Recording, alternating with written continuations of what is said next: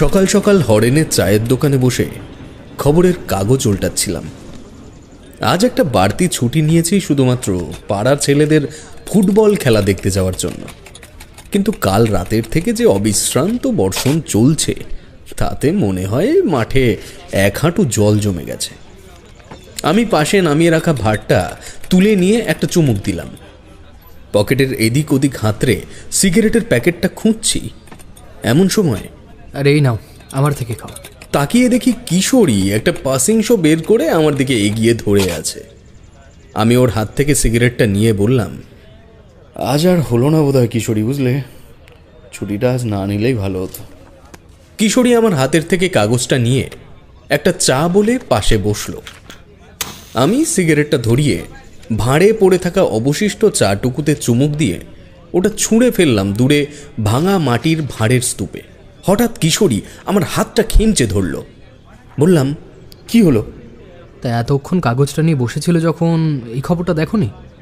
আমি বিস্মিত হয়ে কিশোরীর আঙুল দিয়ে দেখানো জায়গাটা পড়লাম। ওই অংশটিতে যা লেখা আছে তার মর্ম এই: বীরভূমের রুদ্রপুর গ্রামের জমিদার ভবানী মুখার্জির বাড়িতে ঘটে গেছে এক অলৌকিক দুর্ঘটনা। সদ্য বাড়ির বৈঠক ঘরে রাখা পাথরের লক্ষ্মী মূর্তি চুরি হওয়া নিয়ে বিরাট চাঞ্চল্য ছড়িয়ে পড়েছিল গোটা গ্রাম জুড়ে। গতকাল বাড়ির কাজের লোক ছাদ পরিষ্কার করার উদ্দেশ্যে যখন ওপরে যায়, দেখে সেই মূর্তিটি ভগ্ন অবস্থায় ছাদের এক প্রান্তে পড়ে আছে। অবাক করা ব্যাপার হলো এটা যে চিলেকোঠার চাবি শুধুমাত্র গৃহস্বামীর কাছেই থাকে এবং উনি 100% নিশ্চিত যে গত 1 মাসের মধ্যে কোনো কাজেই কেউ বাড়ির ছাদে যায়নি। এই নিয়ে গোটা পাড়া তটস্থ এবং আতঙ্কিত। জমিদার ভবানী মুখার্জির দাবি এই যে কেউ যদি এই ভয়াবহ ঘটনার হদিশ দিতে পারে তবে তাকে উপযুক্ত সম্মাননা ও পুরস্কার দেওয়া হবে। পুরো বিজ্ঞাপনটি পড়ে আমার চোখ কপালে উঠল। এমনই এক কাহিনী এতে লেখা যা আদৌ বিশ্বাসের যোগ্য কিনা তা নিয়ে মনে দলাদলি চলতে লাগলো বিস্তর। আমি আঙুলের ইশারায় কিশোরীকে আরেকটা সিগারেট দিতে বললাম। কিশোরী সিগারেটের প্যাকেটটা বের করে বললে, আমি যা ভাবছি তুমিও কি তাই ভাবছো? আমি প্যাকেট থেকে একটা সিগারেট বের করে তা আঙুলে পাকাতে পাকাতে বললাম, একদম তাই। এই চলো চলো, আর দেরি করে লাভ নেই, চলো। সিগারেট ধরিয়ে আমি আর কিশোরী উঠলাম।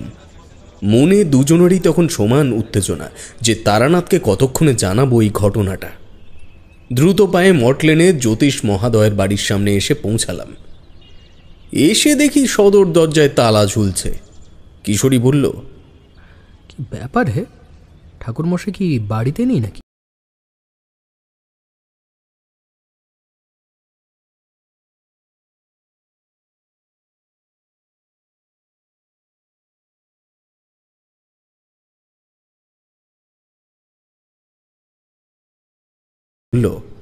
আপনি বাজার করতে গেলেন কেন খামোকা? তারানাথ বলল, কেন বলো তো, কোনো বড় সড়ো নিমন্ত্রণের খবর আছে নাকি? কিশোরী হাতে মুড়ে রাখা কাগজটি তারানাথের চোখের সামনে মেলে ধরল। বলল, ঠাকুরমশাই চট করে এটা পড়ে ফেলুন তো। তারানাথ হাতের ব্যাগটি আমার হাতে দিয়ে কাগজটি দুহাতে ধরল। দেখলাম তার মুখের ভাব ধীরে ধীরে পরিবর্তন হচ্ছে। পড়া শেষে ভ্রুকুটি করে বললে, এমন ঘটনা তো আগে কখনো দেখিনি, তবে কিছু যে একটা গোলমাল চলছে এটা নিশ্চিত। ঠাকুরমশাই, গোলমালটা কি ভৌতিক কিছু? তার সম্ভাবনাই প্রবল। কিশোরী আমার দিকে অবাক হয়ে তাকালো। আমি নিচু গলায় বললাম, ঠাকুরমশাই, বলছি একবার গিয়ে দেখলে হয় না? তারানাথ আমার হাতের থেকে ব্যাগটা নিয়ে হেসে বলল, এই আনাজগুলোই তাই সম্পূর্ণ টাকা দিয়ে কিনে আনতে পারিনি, আর কোথায় সে বীরভূম। কিশোরী এগিয়ে এসে বলল, আপনার টাকা নিয়ে চিন্তা করতে হবে না, আপনি শুধু একবার সম্মতি দিন। তারানাথ দরজার তালা খুলে ভেতরে ঢুকল। আমরাও পেছন পেছন এলাম। ব্যাগ রেখে দাওয়ায় রাখা ঘটির জল হাতে ঢালতে ঢালতে তারানাথ বলল, তোমাদের আবার এই বিষয়ে এত উৎসাহ এলো কেন? তোমরা তো এসব বিশ্বাসই করো না। কিশোরী যে ছাড়ার বান্দা নয় তা আমি জানি। তারানাথের হাতের থেকে ঘটিটা নিয়ে বলল, যদি বিশ্বাসই না করতাম তবে কি কাগজটা নিয়ে আপনার বাড়িতে ছুটে আসতাম? তারানাথ হেসে বলল, সে তো ভ্রমণের লোভে, যদিও তার পেছনে আর একটা স্বার্থও আছে। তোমরা চাও এই ফাঁকে তোমাদের অবিশ্বাসী মনটাও আরো একটু প্রশ্রয় পাক। তবে মনে রেখো, তেমন সময়ের ফেরে যদি কখনো পড়ো, তখন কিন্তু পালানোর সময় পাবে না। তারানাথের শেষ কথাগুলি শুনে বুঝতে বাকি রইল না যে এই ঘটনা যদি সত্যি অলৌকিকতার মরমে পৌঁছায়, তবে তা হতে চলেছে আমাদের জন্য জীবনের শ্রেষ্ঠ ভয়ঙ্কর অভিজ্ঞতা। কিশোরী পাসিং শোয়ের প্যাকেটটা তারানাথের দিকে এগিয়ে দিয়ে বলল, চলুন না ঠাকুরমশাই, তাছাড়া কি ঘটবে বা কি ঘটতে পারে সেটা তো আমরা নিজেরাই জানি না। তারানাথের চোখে একটা প্রশান্তির ভাব লক্ষ্য করলাম। বুঝলাম তার উত্তরটা বোধ হয় আমাদের নিরাশ করবে না। কিছুক্ষণ সবাই চুপ থাকার পর তারানাথ নীরবতা ভাঙল। যদি যেতেই হয় তবে দেরি করা ঠিক হবে না। মানে বলতে চাইছি, মানুষের বিপদের কথা শুনলে মনটা ছোট থেকেই ঝাঁপিয়ে পড়তে চায়। তারানাথের এই উক্তিতে যেন হাতে চাঁদ পেলাম আমরা। আমি আর কিশোরী অনুমতি নিয়ে দ্রুত বাড়িতে এসে গোছগাছ শুরু করে দিলাম। অফিসে ট্র্যাঙ্ক কল করে জানালাম আজ বিকেল থেকে আমার ধুম জ্বর, বিছানা ছাড়ার উপায় নেই। যদিও এই বুদ্ধিটা কিশোরীরই ছিল। আসলে চাকরি বাকরির প্রতি কোনোদিনই তেমন মন ছিল না আমার। সাহিত্য আমায় হরদম টেনেছে, ছাত্র জীবন থেকেই বলা ভালো, এখনো টানে।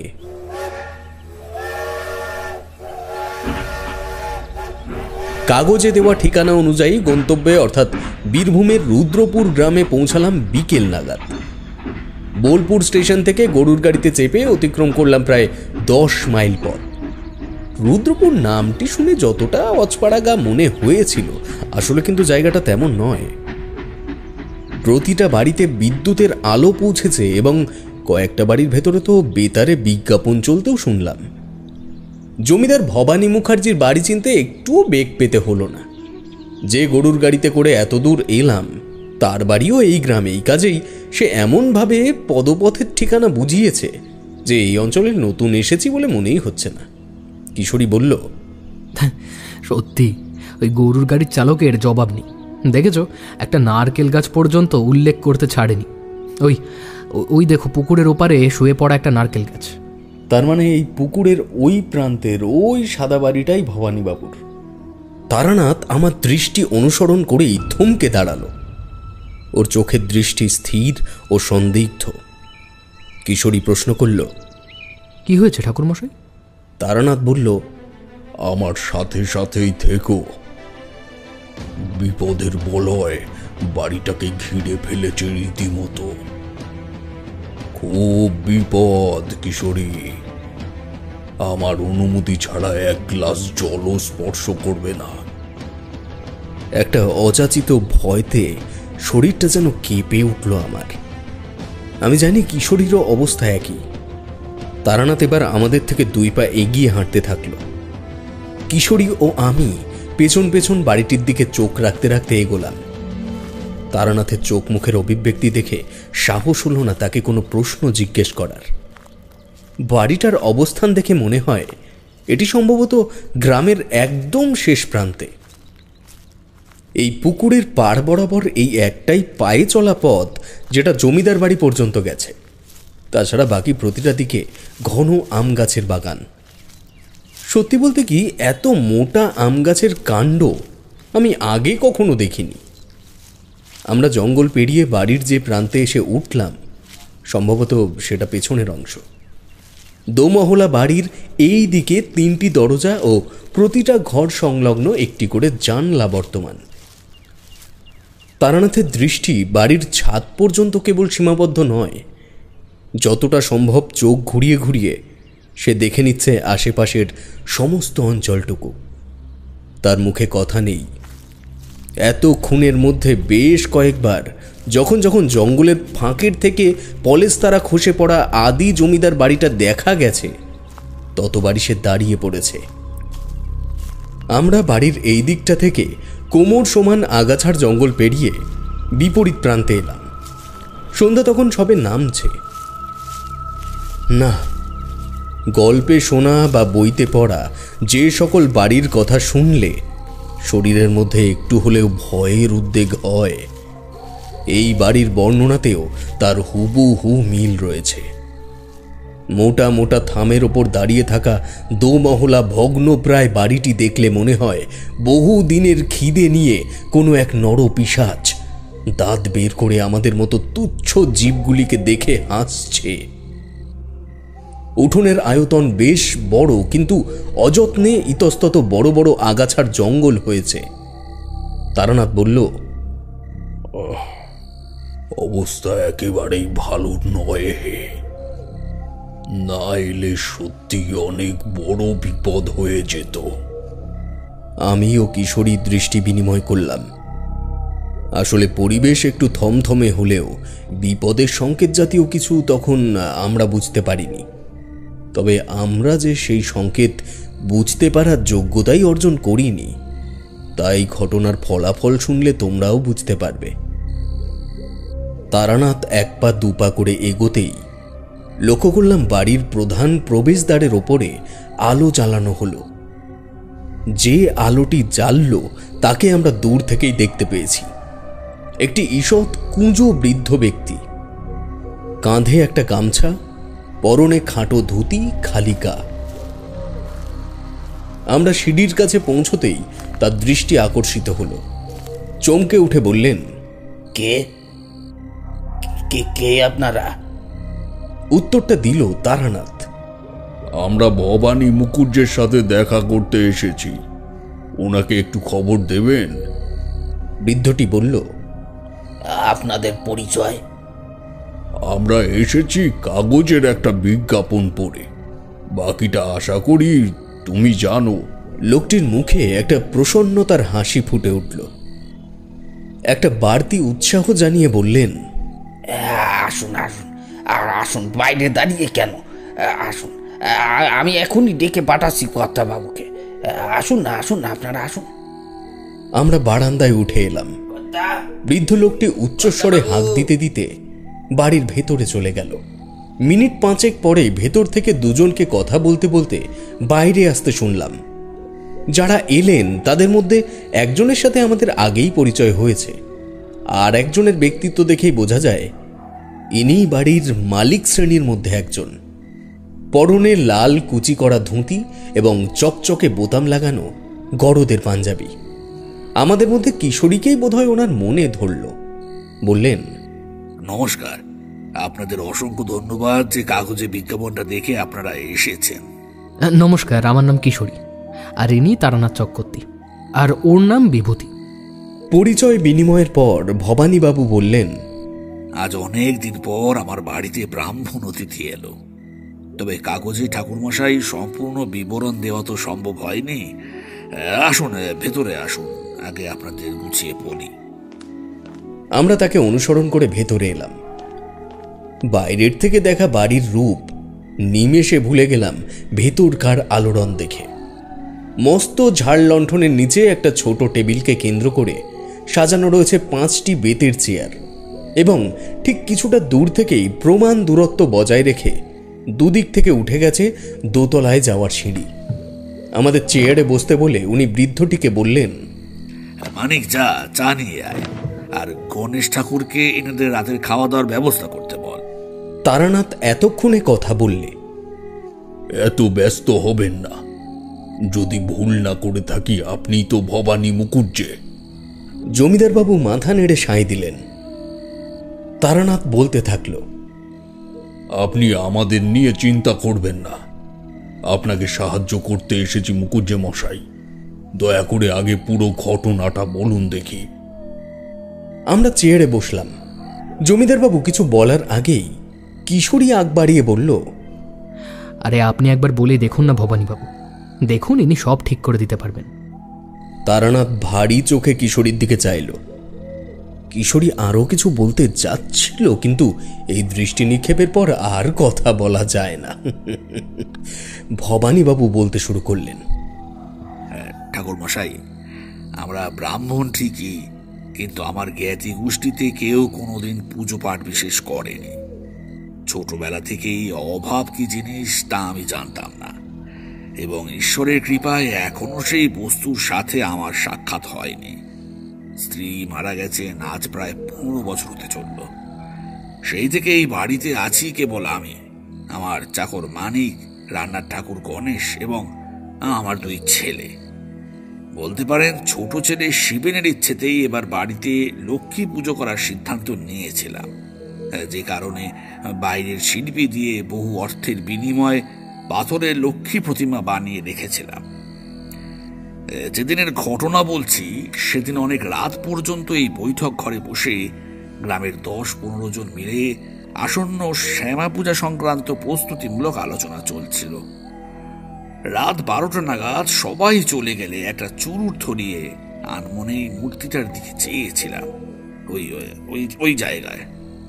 জমিদার হাতের ইশারায় কিশোরী চেয়ারের ঠিক পিছনের দিকটায় দেখালো। আমরা সেদিকে দৃষ্টি নিয়ে আবার জমিদারের দিকে ফিরলাম। উনি বলতে লাগলেন, তখনও পর্যন্ত সব ঠিক ছিল।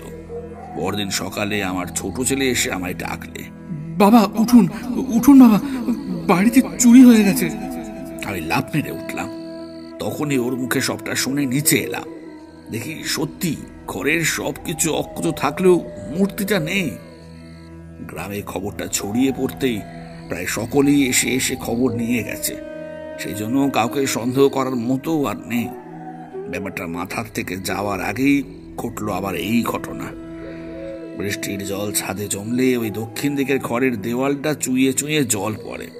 সেই কারণে আমি মানিককে পাঠিয়েছিলাম জল পড়ার নলগুলো একটু পরিষ্কার। ঠাকুরমশাই, কিসের শব্দ হলো? এমন সময় ছাদের ওপর থেকে যেন কোনো দৈত্য দৌড়ে যাওয়ার মতন শব্দ হলো। চেয়ার ছেড়ে তারানাথ বলল, ছাদে যাওয়ার সিঁড়ি কোন দিকে একটু বলুন তো। ভবানীবাবু ভীত চোখে তারানাথের দিকে তাকিয়ে কোমর থেকে একটা চাবি বের করে কাঁপা হাত তুলে দেখিয়ে দিল বারান্দার দিকটা। কিশোরী, টর্চটা নিয়ে এসো। বলে তারানাথ চাবিটা নিয়ে ছুটে বারান্দায় গেল। দাঁড়িয়ে দুদিকে একবার দেখে নিয়ে বাঁ দিকে সিঁড়ি লক্ষ্য করে দৌড়ে উপরে উঠতে শুরু করলো। আমিও কিশোরী তার পেছন পেছন, এবং কিশোরীর হাতে একটি 2 সেলের টর্চ। ছাদের সিঁড়ি ফুরিয়েছে একটি মস্ত বড় লোহার দরজার পাদদেশে। উত্তেজনায় বুকের ভেতরে তোলপাড় করছে ঠিকই, কিন্তু এই নির্ভীক তারানাথকে চোখের সামনে এই রূপে পেয়ে মস্তিষ্কে যেন কোনো সম্ভাব্য অলৌকিকতাও ঠাঁই পাচ্ছে না মুহূর্তের জন্যেও। তারানাথ ব্যস্ত হাতে তালা খুলে সজোরে লোহার 1 পাল্লা দরজাটা ঠেলে দিল বিপরীত দিকে। টর্চের প্রয়োজন পড়ল না। বৃষ্টি ঝরে যাওয়া মেঘমুক্ত আকাশে চাঁদ ফুটেছে যেন কোনো এক রূপকথার গল্পের অতি সুন্দর রাতের মতন। সেই আলোয় দরজার এপার থেকেই যা দেখলাম, তা দেখার পর আমার বা কিশোরীর মতো মানুষের হৃৎপিণ্ড মুহূর্তের মধ্যেই থেমে যায়নি, এই কথা ভেবেই এখনো অবাক হই। ছাদের ঠিক মাঝখানে একটা অপেক্ষাকৃত উঁচু জায়গায় বসে আছে একটি মেয়ে। আমরা তার মাথার পেছনের দিকটা দেখতে পাচ্ছি।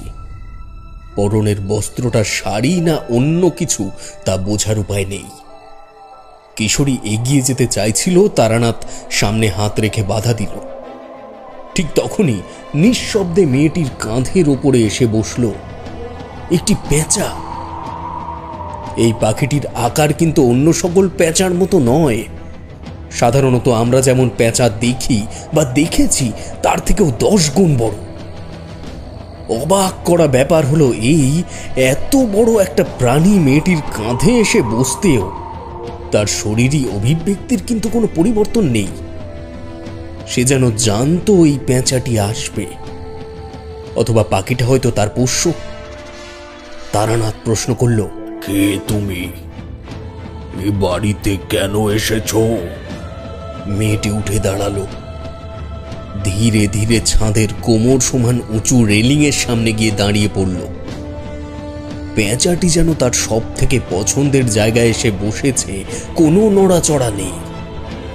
সেই প্রথমবার তার হাড় হিম করে দেওয়া গলার স্বরটা শুনেছিলাম। বাঁধানো রেলিংয়ের ওপর ঝুঁকে পড়ে সে উত্তর দিল, অলক্ষী হলো।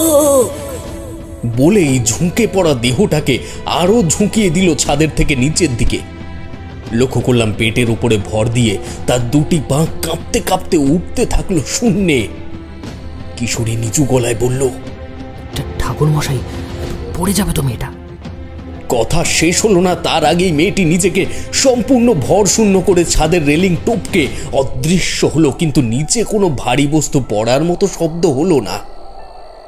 শুধু বাড়ির পেছনের আম গাছগুলোর পাতায় কোনো এক অলৌকিক দুর্যোগের ঝোড়ো হাওয়া বয়ে গেল দ্রুত গতিতে।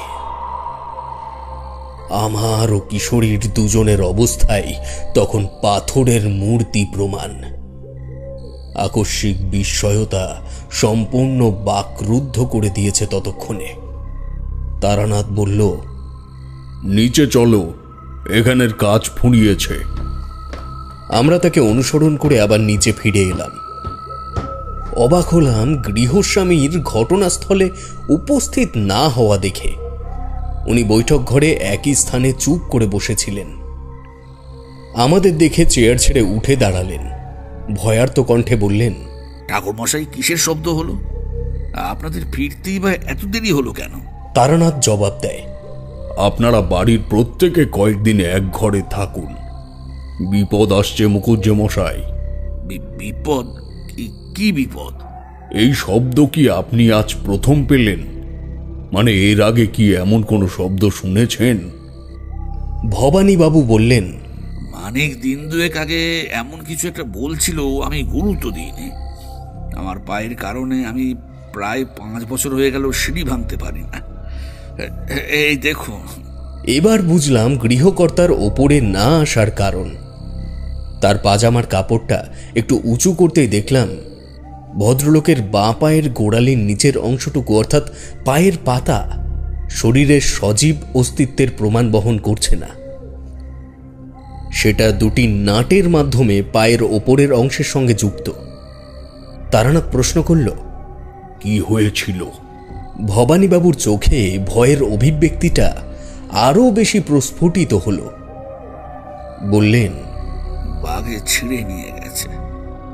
আমার বংশ পরম্পরায় সবার শিকারের শখ আছে, এটা তারই একটা অপ্রিয় স্মৃতি। আমি মানিক আর গণেশকে বলছি আজ থেকে আমার ঘরেই শুতে। কিন্তু ঠাকুরমশাই, বিপদ যাই হোক, দয়া করে আমায় মুক্তি না দিয়ে আপনারা যাবেন না। ছেলেপুলেগুলোর এখনো বিয়ে দিতে পারিনি, তার মধ্যে একই অনাসৃষ্টি শুরু হলো। হ্যাঁ, ওই আমি তো কোনোদিনই কারো কোনো ক্ষতি করিনি। তারানাথ বলল, ক্ষতি শুধুমাত্র স্বেচ্ছায় হয় তা নয় মুখুজ্জে মশাই। আমরা অবচেতনেই প্রতিনিয়ত কারোর না কারোর ক্ষতি করে চলেছি। যেমন ধরুন, আপনি আপনার শখের জন্য কতগুলি প্রাণীকে হত্যা করেছেন, কিন্তু তারা অবলা, কথা বলতে পারে না বলে আপনি জানেনই না যে তাদের কত বড় ক্ষতি আপনার দ্বারা হয়েছে। কিন্তু মুখুজ্জে মশাই, সবাই যে কথা বলতে পারে না তা কিন্তু নয়। বাকিটা আপনাকে আরো কিছু লক্ষণ পর্যবেক্ষণ করার পর বলবো। আমাদের 3 জনের ঘরটা যদি একটু দেখিয়ে দেন। ভবানীবাবু তারানাথের কথার মর্মে এমনভাবে প্রবেশ করে গেছেন যে শেষ কথাটা উনি শুনতেই পাননি। তারানাথ আবার বলল, মুখুজ্জে মশাই, আমাদের থাকবার ঘরটা। এবার তার ঘোর কাটল। এই এই মানিক, এনাদের ঘরে নিয়ে যা। আর রাতের খাবার হলো? মানিক আমাদের দোতলার একটি ঘরে নিয়ে গেল। তারানাথ প্রশ্ন করল, মুখুজ্জে মশাই, ছেলেদের তো দেখছি না, তারা কোথায়? মানিক বললে, বড়বাবু তো এখানে থাকেন না, বহু বছর হয়ে গেছে। কিন্তু ছোটবাবু শিবেন এখানেই থাকেন। ব্যবসার কাজে একটু কলকাতায় গেছেন উনি, কালকে চলে আসার কথা। কিন্তু কিন্তু কিন্তু কি? এই শব্দ আমি আগেও 2 বার শুনেছি। ছাদের ওপরে কে যেন দৌড়াদৌড়ি করে। রাত হলেই শুনতে পাবেন একটা পেঁচা কি বিকট ভাবে ডাকতে ডাকতে এই বাড়ির চারিদিকে ঘোরাঘুরি করছে। কর্তাবাবু ওষুধ খেয়ে ঘুমিয়ে পড়েন বলে শুনতে পান না, কিন্তু আমি রোজ রাতেই টের পাই। উনিও আমার কথা তেমনভাবে শোনেন না, তাই সব কিছু বলিও না। আপনারা কদিন থাকুন, ঠিক বুঝতে পারবেন। বলে মানিক চলে গেল। আমরা দুজনেই তারানাথের মুখের দিকে তাকালাম। তারানাথ ঈষৎ হেসে জঙ্গলের দিকের জানলাটা খুলতে যাচ্ছে, এমন সময় কিশোরী বলল, ঠাকুরমশাই, ওই জানলাটা না খুললেই নয়। তারানাথ একটা প্রশস্ত নিঃশ্বাস টেনে তার ছাতি ভরিয়ে বললে, কেন কিশোরী, তোমরা তো এইসব মানতেই চাও না।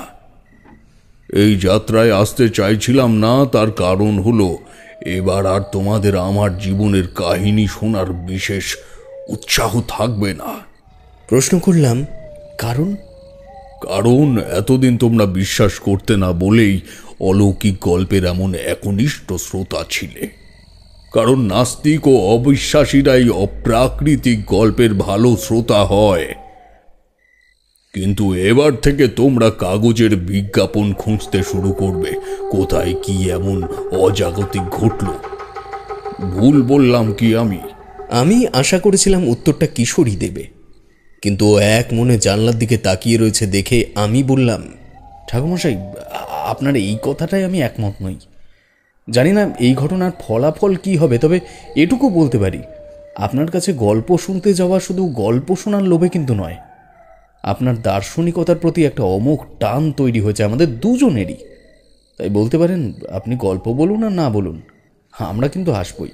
তারানাথ পরিচিত হাসি হেসে কিশোরীর দিকে ফিরল, বলল, এত ভয় পেও না কিশোরী। এই অধম যতক্ষণ আছে তোমাদের ভয় পাওয়ার কোনো প্রয়োজন নেই। শুধু আগে যেটা বলেছি আবার বলছি, আমায় না জানিয়ে বা না বলে কোনো পদক্ষেপ নেবে না। তারানাথ বসল। সময় তখন রাত 8:20। এই ঘরটার মধ্যে দুটি বিছানা, একটি ওই জানলার সাথে আর একটি কিছুটা দূরে। মাঝখানের ফাঁকা জায়গাটায় একটি আরাম কেদারার মতো চেয়ার রাখা।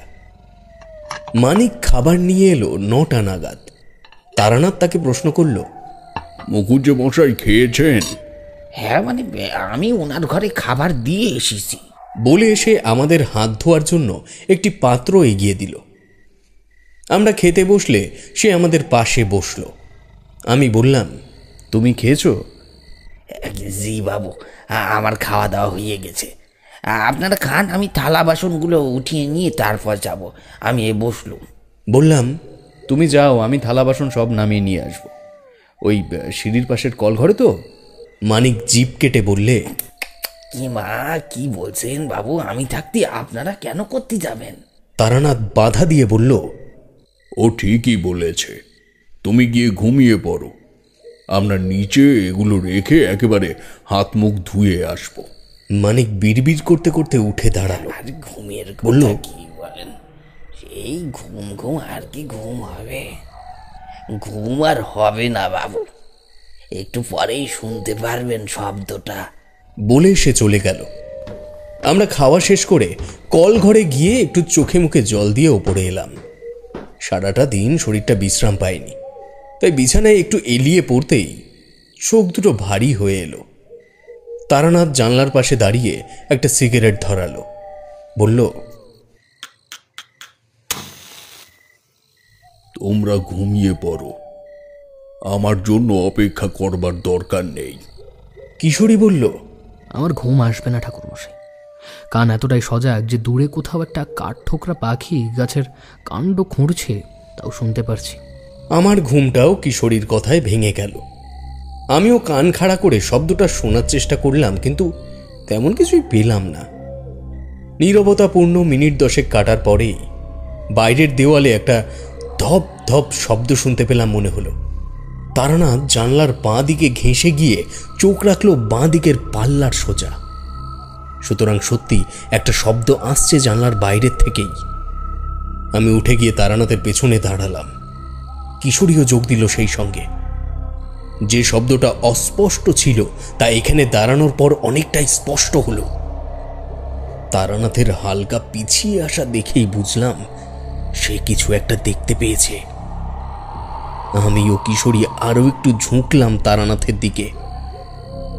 বাইরেটা বলা যায় ভোরের আলোর মতো পরিষ্কার। চাঁদের আলোয় যা ছোট অদূরে গাছের ডালে একটা কাঠবিড়ালি কি একটা নিয়ে ছোটাছুটি করছে তাও পরিষ্কার দেখা যাচ্ছে। এমন সময় কানে এলো শব্দটা, একটা চাপা কান্নার শব্দ। এই কান্নায় শুধু যন্ত্রণা নয়, প্রতিশোধের তীব্র স্পৃহাও প্রকাশ পেতে চাইছে যেন। তারানাথ ঠোঁটের উপর আঙুল দিয়ে আমাদের আরো সতর্ক হওয়ার নির্দেশ দিল। এমন সময় দেখলাম জানলার পাশ থেকে দেওয়ালের গা বেয়ে ধীর পায়ে নামছে একটি নারী মূর্তি। আতঙ্কে কিশোরী চেয়ারের পাশে ছিটকে পড়ল। তৎক্ষণাৎ মেয়েটিও দাঁড়িয়ে পড়ল জানলার কপাটের ঠিক পাশে। তারানাথ আরো একটু পিছিয়ে এলো। আমার হৃৎপিণ্ড বোধ হয় তখন চলছিল না, কিন্তু চোখ যেন কোনো মতেই পলক ফেলতে চাইছে না, পাছে এই বিজ্ঞান বিরোধী সত্যটা দৃষ্টিগোচর হয়ে যায়। এটা কোন ধরনের জীব যার উপরে মধ্যাকর্ষণ কাজ করে না? আমরা প্রত্যেকে এতটাই নিঃশব্দে থাকার চেষ্টা করছি যে নিঃশ্বাসের শব্দ পর্যন্ত কানে আসছে না। কয়েক সেকেন্ড পরে আবার পায়ের শব্দ শুরু হলো দেওয়ালে। তারানাথের জটা ভরা চুলের পাশের থেকে একটি চোখ বের করে দেখলাম মেয়েটি আবার ধীরে ধীরে নিচের দিকে নামতে শুরু করেছে। কাঁধে বসে আছে সেই অস্বাভাবিক বড় আকারের পেঁচাটি। এবার তারানাথ নিজেই নিঃশব্দে জানলার কপাট দুটো টেনে বন্ধ করে দিল। ওর মুখে সম্পূর্ণ দুশ্চিন্তার ছাপ। জিজ্ঞেস করলাম, কি বুঝছেন ঠাকুর মশাই? যা বুঝছি অবস্থা একেবারেই ভালো নয়। বাড়িটাকে যে অত্যন্ত ভয়ঙ্কর একটি শক্তি ঘিরে ফেলেছে তা আমি আসার পথে পুকুরের ওপর থেকে যখন বাড়িটাকে দেখি তখনই বুঝতে পেরেছি। কিভাবে? গুরুর কৃপায় এইটুকু শক্তি পেয়েছিলাম যে বিপদগ্রস্ত মানুষকে দেখলেই আমি বুঝতে পারতাম একটা কালো ধোঁয়ার মতো ছায়া উদ্দিষ্ট ব্যক্তিকে তাড়া করে বেড়াচ্ছে সব সময়। তবে তবে আপনি তো কোনো মানুষকে দেখেননি পুকুরের ওই পার থেকে? তারানাথের চোখ আরো মোটা হলো এই প্রশ্ন শুনে। গলা ধরে এলো নিমেষের মধ্যে। বললে, শুধু কোনো মানুষ নয়, দেখলাম গোটা বাড়িটাকেই একটা কালো মসলিনের চাদরের বলয় গিলে খাচ্ছে। বিভূতি মৃত্যু এখানে একটা ঘটবেই, যেটা আটকানোর ক্ষমতা আমার নেই। তারানাথের কথা শোনার পর চোখের সামনে দেখা ঘটনাটা আবার যেন ধীরে ধীরে মস্তকে ঢুকতে লাগলো। এতক্ষণ যা দেখেছি তার ভয়াবহতা কতটা সেটা বুঝিয়ে দিল আমার দাঁড়িয়ে না থাকতে পারাটা। বিছানায় বসে পড়লাম ঠিকই, কিন্তু মুখে যতটা সম্ভব কম ভয়ের অভিব্যক্তিকে প্রশ্রয় দিলাম। কারণ কিশোরী ইতিমধ্যেই এমন একটা ঘটনা ঘটিয়ে ফেলেছে, সেখানে আমিও যদি ভয়তে মুষড়ে পড়ি তাহলে তারানাথের কাজে যথেষ্ট বাধা আসবে। সে রাতে কেউ ঘুমোলাম না। পেঁচার ডাকের যেই সম্ভাবনার কথা শুনেছিলাম তেমন কিছু পাইনি সেই রাতে। হয়তো তারানাথই এমন কিছু করলো যাতে বিদেহী শক্তি স্পর্ধা পেল না। পরদিন খুব সকাল নাগাদ তারানাথ আমাদের নিয়ে নিচে নেমে এলো। ভবানীবাবু দেখি আমাদের আগেই উঠে গেছেন। তারানাথের উদ্দেশ্যে বললেন, ঠাকুর মশাই এত সকালে নেমে এলেন যে? রাতে ঘুম হয়নি নাকি? তারানাথ বলল, চেষ্টা তো অনেক করেছি কিন্তু এলো না। আপনার বাড়িটা আর ঘুমানোর উপযোগী নেই মুকুজ্জে মশাই। আপনি যদি একদিন ওষুধ না খেয়ে রাতে শুতে যেতেন তাহলেই বুঝতে পারতেন। এখন চলুন, আপনাকে নিয়ে আমার একটা কাজ আছে। ভবানীবাবুর চোখ ছোট হয়ে এলো। বললেন, আমায় কি করতে হবে ঠাকুর? এই বাড়িটা বন্ধন না করে দিলে যে কোনো সময় একটা বড় ক্ষতি হয়ে যেতে পারে। চলুন, এই কাজ গৃহস্বামীকেই করতে হয়। মানিক পাশে এসে দাঁড়িয়েছিল। তারানাথ ওকে বলল, মানিক, একটা জল ভর্তি ঘটি এনে দাও তো। মানিক দৌড়ে গিয়ে একটা পেতলের ঘটিতে জল ভরে নিয়ে এলো। তারানাথের পেছন পেছন আমরাও বাড়ির বাইরে এলাম। ঘটির জলের দিকে তাকিয়ে চাপা স্বরে কিছু একটা বলল তারানাথ। তারপর সেটা ভবানীবাবুর হাতে দিয়ে বলল, এর মধ্যে আপনার ডান হাতের তর্জনী ডুবিয়ে রেখে আমার পেছন পেছন বাড়ির চারিদিক প্রদক্ষিণ করবেন এবং তার সাথে সাথে যখন যখন ইশারা করব ডোবানো আঙুল তুলে নিয়ে ঘরের ভিতের ওপর ছিটিয়ে ছিটিয়ে জল দেবেন। আর আমরা দুজন বাদে বাকিরা সবাই বারান্দায় উঠে দাঁড়াও। আমরা উঠে এলাম ওপরে। তারানাথের নির্দেশ অনুযায়ী ভবানীবাবু ডান হাতের তর্জনী ঘটির জলে ডুবিয়ে নিয়ে তাকে অনুসরণ করতে শুরু করল। এভাবে সম্পূর্ণ বাড়িটা ঘুরে আবার পূর্বের জায়গায় আসতে সময় লাগলো প্রায় 20 মিনিট। ভবানীবাবুর হাতের থেকে ঘটিটা নিয়ে তারানাথ পুকুরের দিকে চলে গেল। গৃহস্বামী বললেন, তোমরা যে কোন দৈবক্রমে আমাদের বাড়িতে এলে আমি ভেবে পারছি না। বয়স তো আর কম হয়নি, তাই আমার অভিজ্ঞতা থেকেই বলছি, এমন একজন স্বনির্ভরশীল আত্মবিশ্বাসী মানুষ পাশে থাকলে নিজের মৃত্যু হবে জানলেও কিছু সময় স্বস্তিতে থাকা যায়। বলে উনি আবার পুকুরের দিকে চাইলেন। তারানাথ তখন ফিরছে, ওর হাত শূন্য। আমাদের কাছে এসে বলল, ঘটিটা জলে দিয়ে এলাম। আর মুখুজ্জে মশাই, আমার আত্মবিশ্বাস আপনাদেরকে রক্ষা করতে পারলে বরং ভালোই হতো, কিন্তু সেটা কি কখনো সম্ভব? মনে রাখবেন, কর্মের ফল বিধাতা দেয় এবং যাকে খণ্ডানোর ক্ষমতা আমার মতো সাধারণ মানুষের নেই। ভবানীবাবু বিব্রত হয়ে পড়লেন। বললেন, ঠাকুর মশাই, কর্মের ফল বলতে আপনি কি বলতে চাইছেন? এমন সময় একটা কালো রঙের ফিয়েট গাড়ি ধুলো ওড়াতে ওড়াতে বাড়ির উঠোনের সামনে এসে থামল। এই প্রথমবার বাড়িতে আসার প্রধান রাস্তাটা আবিষ্কার করলাম ওই গাড়িটা আসার অস্থায়ী পথটি দেখে। অস্থায়ী বলছি কারণ সামনের আমবাগানের মধ্যে থেকে বিশেষ একটি জায়গা বরাবর জঙ্গল নেই বললেই চলে এবং মাটি অনেকটাই সমান। এই বাড়িটিকে যেন চারিদিক থেকে আবৃত করে রেখেছে ঘন সবুজে ভরা বনস্পতির দল। পরিবেশের কথা বললে শৌখিন হাওয়া বদলের জায়গা হিসেবে এই স্থানে জুড়ি মেলা ভার। ভবানীবাবু বললেন, ওই শিবেন এলো। দেখলাম একটি বছর 25-এর যুবক আমাদের আপাদমস্তক নিরীক্ষণ করতে করতে এগিয়ে আসছে। তার হাতে ধরা সুটকেসটা মানিকের হাতে দিয়ে প্রশ্ন করল, আপনারা কারা? উত্তরটা দিলেন ভবানীবাবু। শিবেন, কাগজে দেওয়া বিজ্ঞাপনটা দেখে ওনারা এসেছেন আমাদের বাড়িতে। এই ঠাকুর মশাইয়ের নাম তারানাথ চক্রবর্তী। উনি হলেন বিভূতি আর ওনার নাম কিশোরী। হ্যাঁ, কিশোরী। শিবেনবাবুর দেখলাম এই বিষয়ে বিশেষ উৎসাহ নেই। তাচ্ছিল্যের সাথে বললেন, সত্যি বাবা, তুমিও পারো। বললাম এই কাজ করেছে গ্রামেরই কোনো অসভ্য লোক, সোজা থানায় একটা কমপ্লেন করলেই তো হয়। কেন বোঝো না শিবেন, এই বাড়িতে কোনোদিন পুলিশ আসেনি। রাবিশ। বলে সে সিঁড়ি দিয়ে বারান্দার দিকে এগিয়ে গেল।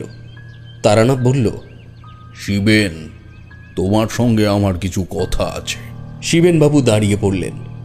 পেছনে না ঘুরেই উত্তর দিলেন, আমার সময় মতো আপনাদের ডেকে নেব। কথা শেষ হওয়ার আগেই বাড়ির ভেতর থেকে চিৎকার ভেসে এলো। ভবানীবাবু বললেন, গণেশ, গণেশের আবার কি হলো? তারানাথ ছুটে গেল। তার সঙ্গ নিলাম আমরা। পৌঁছে দেখি রান্নাঘরের মেঝেতে বিস্ফারিত চোখ করে পড়ে আছে গণেশ বামুন। মাটিতে ঘষতে ঘষতে দরজার দিকে আসতে চেষ্টা করছে সে। তারানাথ গিয়ে তার কাঁধে হাত রেখে বলল, কি হয়েছে গণেশ? তুমি এমন করছো কেন? কিশোরী, জল নিয়ে এসো তো, আর বাকিরা একে ধরে নিয়ে চলো তো ওই বৈঠক ঘরের দিকে। আমরা গণেশকে ধরাধরি করে বৈঠক ঘরে নিয়ে এলাম। কিশোরী জল এনে ওর মুখে ছিটিয়ে দিয়ে ঘটিটা তারানাথের হাতে দিল।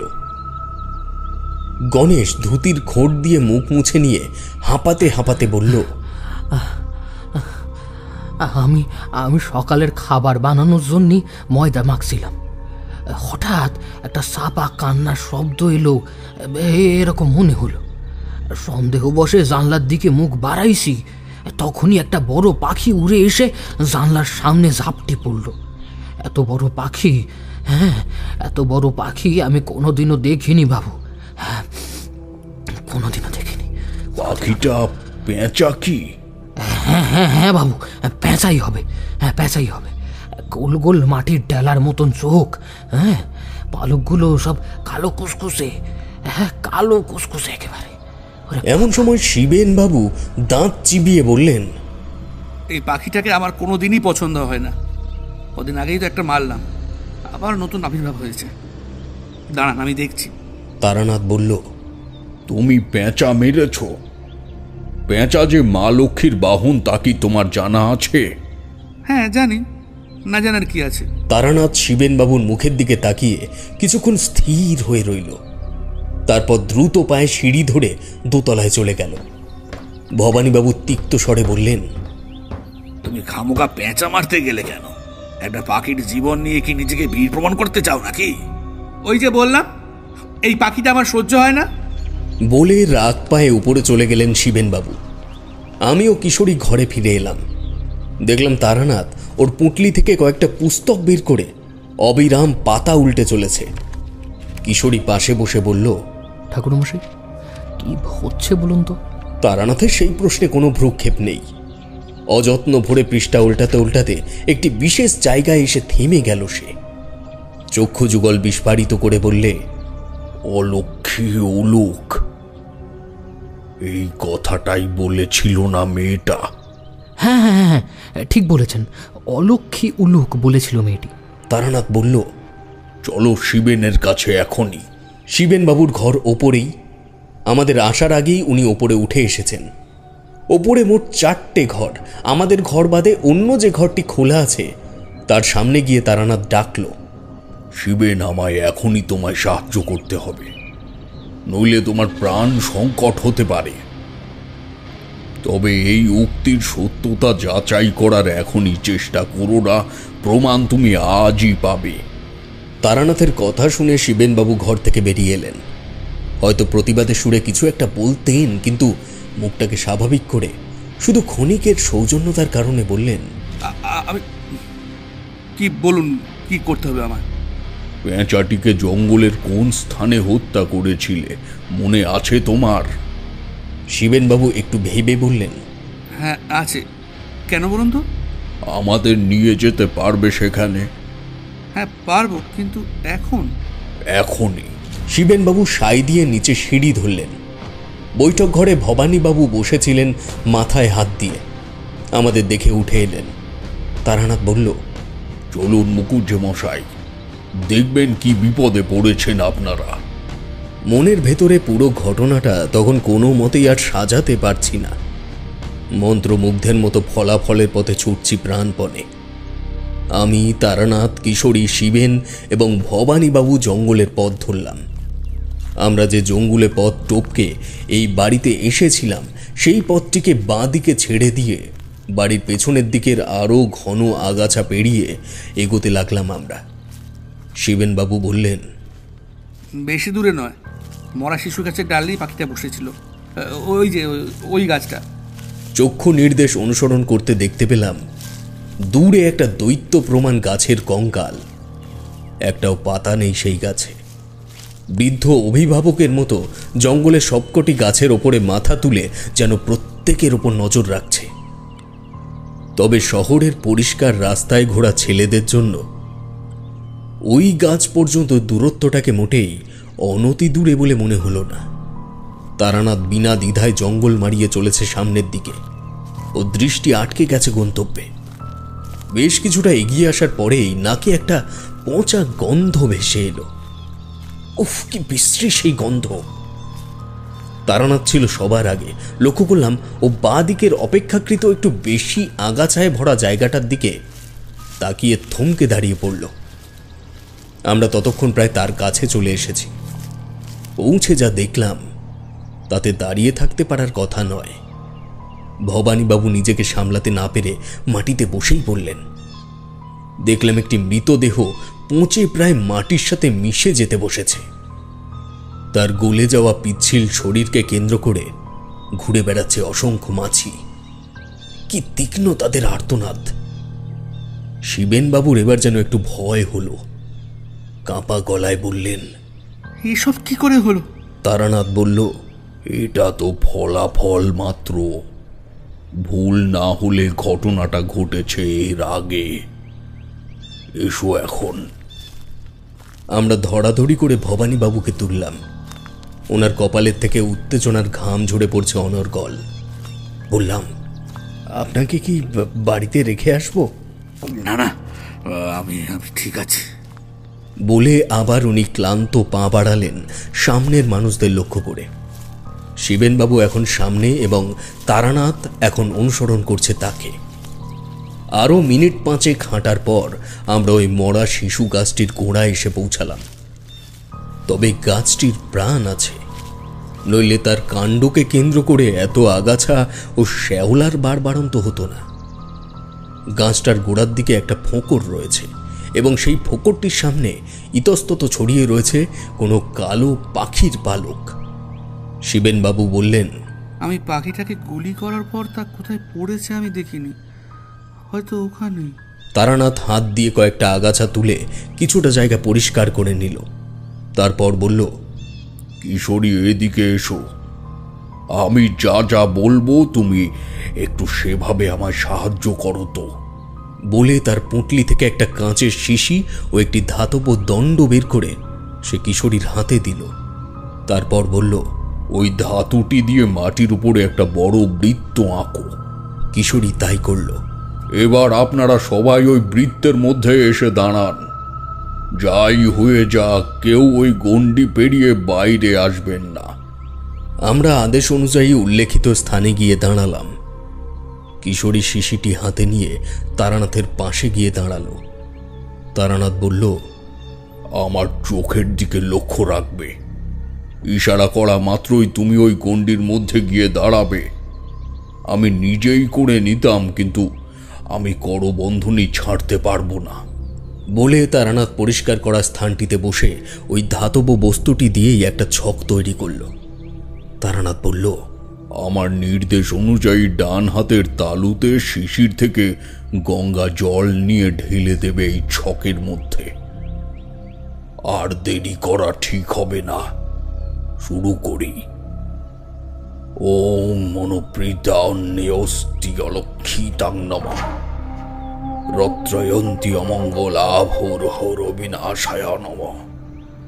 ওম ভুবুর্ভুবং তৎসাদিতমর্গেং ভর্গদেবস্য ধীমহি ধিয়ো ইয়ো ন প্রচোদয়াৎ। সর্বরোগ নিবারয়ণ সর্বজন সর্বস্বী আকর্ষণায়ং শ্রীং ওম স্বাহা। মন্ত্র পাঠ শুরু করল তারানাথ। আন্দাজ করতে পারিনি যে এই ঘটনা শেষে তারানাথকে মন্ত্রযজ্ঞেও বসতে হবে। কিশোরী স্থির দৃষ্টিতে তারানাথের চোখের দিকে তাকিয়ে আছে। খানিক বাদে বাদে তারানাথের ইঙ্গিত বরাবর শিশির থেকে গঙ্গা জল ঢেলে দিচ্ছে সে ওই অঙ্কিত চতুর্ভুজের মাঝখানে। মিনিট 15 একইভাবে চলল এই ক্রিয়া। আচমকা মন্ত্রপাঠ থামিয়ে তারানাথ হাতের ইশারায় কিশোরীকে চলে আসতে বলল বৃত্তের মধ্যে। স্বভাবতই দৃষ্টি ফিরল আশেপাশের পরিবেশের দিকে। বুঝলাম অবশ্যই কোনো আকস্মিক পরিবর্তন ঘটেছে তারানাথের চোখের সামনে। তখনই জিনিসটা আমাদের সকলের দৃষ্টিলব্ধ হল। তারানাথ আসন করেছিল ওই শিশু গাছটির গোড়ায়। লক্ষ্য করলাম গাছের ফোকরের থেকে বেরিয়ে আসছে একটি আহত রক্তাক্ত পেঁচা। কি বিশাল সেই প্রাণী! কাল জ্যোৎস্নার আলোয় দূর থেকে তার যে কালো অবয়ব দেখেছিলাম, আজ তার থেকেও যেন বেড়েছে তার আয়তন। ভবানীবাবু মুখে হাত দিয়ে নিজের উত্তেজনা আটকে রাখার চেষ্টা করছেন। গলাটা যেন কাঠ হয়ে এলো আমার। তারানাথের হাত উঠছে ধীরে ধীরে প্রাণীটির দিকে। অঙ্গুলি নির্দেশের মাধ্যমে সে পাখিটিকে ওখানে দাঁড়িয়ে পড়ার আদেশ করল দুবার। আমাদের সকলকে অবাক করে পেঁচাটি ওখানেই স্থির হলো। এমন সময় কানে এলো চাপা কান্নার শব্দটা। সেই যন্ত্রণা ও রোষ মিশ্রিত একটা শব্দ। তারানাথ গলা উঁচু করে নির্দেশ দিল, কেউ গণ্ডির বাইরে বেরোবে না। বুঝিনি এখনো এত বড় একটি ভয়ঙ্কর অলৌকিকতা আমাদের জন্য অপেক্ষা করে আছে। মরা শিশু গাছের ফোকর থেকে বুকে ভর দিয়ে বেরিয়ে আসতে লাগলো একটি রক্ত ভেজা দেহ। বুঝে নিতে অসুবিধা হলো না, এই সেই মেয়ে যাকে কাল রাতে তার পোষ্য পেঁচাটিকে নিয়ে ছাদের থেকে নামতে দেখেছি আমরা 3 জন। পরনে একটা ময়লা শাড়ি এবং ডান হাত ও ডান পায়ের হাঁটুর অংশটা অনেকটাই বেঁকা। তার চলন ভয়াবহ, আতঙ্কদায়ক। তারানাথ বলল, শিবেন, তুমি এদিকে এসো। অভিজ্ঞতা সাধারণ মানুষের এমন অলৌকিকতা স্রোতে কখনো ডোবে না। শিবেন বাবুর অবস্থাও তখন বাকিদের মতোই। কাঁপতে কাঁপতে এক পা দুপা করে সে তারানাথের পেছনে গিয়ে দাঁড়ালো। এবার তারানাথ পরবর্তী নির্দেশ করল, পেঁচাটিকে 2 হাতে তুলে নাও শিবেন। ওই সময় এমন প্রস্তাবে কোনো স্বাভাবিক মানুষই রাজি হতে চাইবে না। শিবেনও নির্দেশ শুনে 2 পা পিছিয়ে এলো। পেঁচাটাকে তুলে নাও শিবেন। খানিক থমকে গিয়ে শিবেন এগিয়ে গেল পেঁচাটির দিকে। পাশে মেয়েটি বুকের উপর ভর দিয়ে চোখের মনি যতটা সম্ভব উল্টে দিয়ে শিবেনের মন্থর আগমন পর্যবেক্ষণ করছে। অশ্রু বিহলিত চোখের কোণে তার পৈশাচিক হাসির ছাপ পড়ল। কি যেন একটা পরম প্রাপ্তির আশ্বাস পাচ্ছে মেয়েটি উক্ত কর্মের মাধ্যমে। ডানা ভাঙা ক্ষত বিক্ষত পেঁচাটিকে কাপা কাপা হাতে তুলে নিল শিবেন। সেই মুহূর্তে একটা দীর্ঘ নিঃশ্বাস টেনে নিয়ে পরম পৈশাচিক প্রাপ্তিতে হেসে উঠল মেয়েটি। কিশোরীর হাতের আঙুলগুলো আমার কবজিকে খামচে ধরল সঙ্গে সঙ্গে। তারানাথ বলল, ওর পোষ্য ওকে ফিরিয়ে দাও। তুমি যাকে মেরেছ সেটা কোনো জঙ্গলি পেঁচা নয়, তার রীতিমতো একটা মনিব রয়েছে। দেরি করো না শিবেন। শিবেন কাঁপা হাতে পেঁচাটিকে এগিয়ে দিল মেয়েটির দিকে। এই সম্পূর্ণ কাজটি করতে যতটা সময় লাগলো, মেয়েটির পাখিটিকে শিবেনের হাতের থেকে ছিনিয়ে নিতে তার 1 ভাগ সময়ও লাগলো না। চাপা ঘৃণা ও রোষের প্রকাশ পেল তার হাড় হিম করা অপার্থিব কণ্ঠে। সেই কণ্ঠ আমার মনে এলে আজও আমার হৃৎপিণ্ড কয়েক মুহূর্তের জন্য বিরূপ আচরণ করে ওঠে। পাখিটিকে কাঁধে বসিয়ে নিয়ে আস্তে আস্তে উঠে দাঁড়ালো মেয়েটি। শিবেনের মুখের কাছে ঝুঁকে পড়ে মেয়েটি বলল, তুই আমার পদ্মকে মেরেছিস, কিন্তু আমি তোকে মারব না। ভয় পাস না শিবেন, আমি সারা জীবন তোদের পাশে থাকব। সব সময় তোদের মাথার উপরে ছাতা হয়ে থাকবো আমি। তবে আজ তুই নিজের চোখে দেখে গেলি যে পেঁচাদেরও একটা সত্ত্বাধিকারী থাকে। এবার তোরা সবাই বুঝতে পারবি সেই সত্ত্বাধিকারের প্রলয়। যা যা, বাড়ি ফিরে যা। বলে মেয়েটি আবার বুকের উপর ভর দিয়ে সরীসৃপের মতো গাছের অন্তঃগর্ভে প্রবেশ করল। তারানাথ বলল, সবাই মিলে ধরাধরি করে এই মৃতদেহটিকে এই গাছের গোড়ায় নিয়ে এসো। এই বৃক্ষ সমেত তাকে অগ্নিদগ্ধ করতে হবে। মানুষটির প্রতি ভক্তির মাত্রা এমন পর্যায় পর্যন্ত পৌঁছিয়েছে তখন প্রত্যেকের, যে পচা দেহটিকে তুলে নির্দিষ্ট স্থানে আনতে বিন্দুমাত্র দ্বিধাবোধ করল না কেউ। মৃতের অর্ধগলিত কাঠামোটা হেলান দিয়ে বসিয়ে দিলাম ওই ঘুণে ধরা শিশু গাছটির কাণ্ডে। কিশোরী ও তারানাথ আশপাশ থেকে বেশ কয়েকটা শুকনো লতা পাতা জোগাড় করে এনে মৃতদেহের ওপরে ছড়িয়ে দিল। হাতের ইশারায় শিবেনকে আগুন ধরিয়ে দেওয়ার নির্দেশ দিয়ে ওরা দুজনেই পিছিয়ে এলো। শিবেন 1 মুহূর্তও নিল না সেই কার্য সম্পন্ন করতে। দ্রুত পকেট থেকে দেশলাই বের করে আগুন লাগিয়ে দিল শুকনো পাতার স্তূপে। বহুদিনের শুকিয়ে যাওয়া বৃদ্ধ শিশু গাছটি জ্বলে উঠল বিজয় অনলের মতো। আমরা ফেরার পথ ধরলাম। শিবেন ভেবেছিল ও নিজ হাতে সমস্ত পাপের প্রায়শ্চিত্ত করল সেদিন, কিন্তু না। কাহিনীর মর্ম যে মৃত্যু পর্যন্ত যাবেই তা আমিও কিশোরী জানতাম। কারণ তারানাথ বলেছিল এই বাড়িতে অদূর ভবিষ্যতেই একজন মরতে চলেছে। জমিদার বাড়িতে পৌঁছে সবাই বৈঠকখানায় ঢুকলাম। কারোর মুখে কোনো কথা নেই, তবে জানতাম তারানাথ সমস্ত ঘটনার কারণ আড়াল করবে না। সেই নীরবতা ভাঙল সে, আপনাদের গ্রামে কি উলুক নামে কোনো মেয়ে থাকতো? মানিক দরজার কাছে এসে দাঁড়িয়েছিল, বলল, বাবু উলুক তো ডাইনি, মানে ওই রামু সর্দারের মেয়ে হলো উলুক। বাচ্চাদের ধরে নিয়ে গিয়ে বাড়িতে বসে খেলা করতো। বাপ মা মরে যাওয়ার পর ওই কাজ আরো বেড়ে গিয়েছিল, তাই গায়ের লোকেরা ওরে মায়ের গ্রাম সারা করিছে। কেন বাবু, ওরে দেখেছেন নাকি? আমার ও কিশোরীর হাঁটু ঈষৎ কেঁপে উঠল, কারণ এই নামটির মানুষকেই তো অগ্নিদগ্ধ করে এলাম আমরা। তারানাথ বলল, ডাইনি বলে কোনো জাত হয় না, সবাই মনে রাখবেন। এই সমাজে স্বাভাবিক বুদ্ধি নিয়ে সবাই জন্মায় না।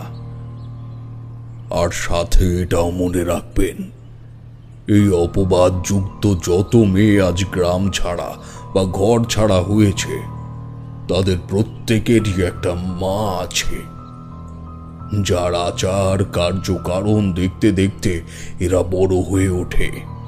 শিবেন ভ্রু কুঁচকে প্রশ্ন করল, ডাইনিদের মা? আর সেই মাই হলেন শ্রী শ্রী অলক্ষ্মী, যার সংসারের ওপর তার রোষ দৃষ্টি পড়ে সে সেই বংশের কুলধ্বংস না করে সে ছাড়ে না। কাজেই তার সন্তানদের কাছে তার ভাই বোন ছোটবেলার খেলার সাথী হয়ে দাঁড়ায় একটা পেঁচা। অলক্ষ্মী হলেন দেবী লক্ষ্মীর আপন দিদি, এবং সে এই ব্রহ্মাণ্ডে যদি সব থেকে বেশি কাউকে ঈর্ষা করে, তবে সেটা তার নিজের বোনকে। ব্যাপারগুলো জেনে রাখুন, কারণ পরবর্তীকালে আপনাদের কাজে লাগবে মুকুজ্জে মশাই। অলক্ষ্মী কি চাইবে আপনার বাড়িতে তার অপছন্দের কোনো মূর্তি রাখতে? ভবানীবাবু চলন শক্তি হারিয়ে আচমকা চেয়ারে বসে পড়লেন। ঘষা গলায় বললেন, তবে কি? হ্যাঁ, ওই উলুক হলো অলক্ষ্মীর সন্তান এবং পদ্ম হলো তার পোষ্য পেঁচাটির নাম। মুকুজ্জে মশাই, জিতটা তো পীড়িত অদৃষ্টেরই হলো। এই পাপের শাস্তি যদি শিবের না পায়, সেটা ঈশ্বরের ন্যায় বিচার হবে কি? কিন্তু আপনি বা আপনার বড় ছেলে এই ঘটনার সাথে সরাসরি জড়িত নন ঠিকই, কিন্তু বলতে খারাপ লাগলেও এটা চিরন্তন সত্য। অবলা জীবের সাথে অনাচার, অত্যাচার বা নিহত করলে এভাবেই জীবন হারাতে হয়। ওই যে আগেই বললাম, অলক্ষ্মী একবার রুষ্ট হলে কুল ধ্বংস না করে ছাড়ে না। যাক, এবার আমাদের অনুমতি দিন, আমরা আসি।